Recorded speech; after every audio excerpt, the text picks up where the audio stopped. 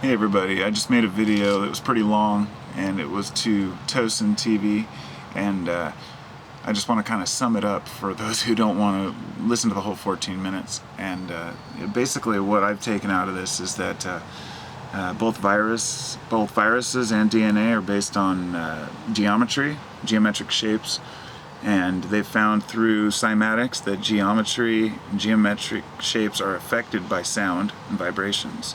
And if you put, for example, sand on a plate or a glass of water under a speaker and vibrate it at different rates, you'll get different shapes and patterns. Same thing happens with perhaps with viruses and with DNA. Different frequencies. Supposedly the solfeggio 528 hertz is supposedly the DNA repair frequency. Who knows? I don't know if that's true. But point being that to a certain degree people have experimented with using frequencies to heal and also possibly to cause ailments. And his whole point was that viruses could be their own, be controlled remotely through sound and through frequency, and his explanation is very concise, and I find it to be down to earth and reasonable. And I just wanted to say that I think that each one of us is basically, everything's based on frequencies, vibrations, sound. We each have the ability to manifest our own health or sickness depending on how we view the world. And we've found through placebo and whatnot that a person can basically affect their environment and their own personal body through, I should say, their environment of their own body through the way they perceive what they've taken. And this can go both ways.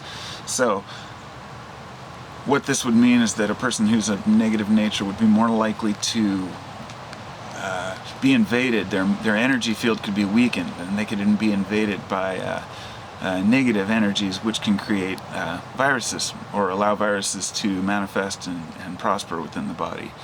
So in the end, we're still working on it, but I just wanted to throw in one other part. There's the part that I mentioned about these chicken eggs where they projected light through eggs into other eggs, and the resulting offspring were a combination of the two, duck into chicken eggs, and then the offspring of those continued to have both traits.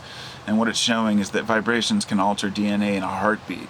So when people talk about ascension or talk about DNA changes, and people say, well, it takes forever to change DNA, it can happen literally overnight.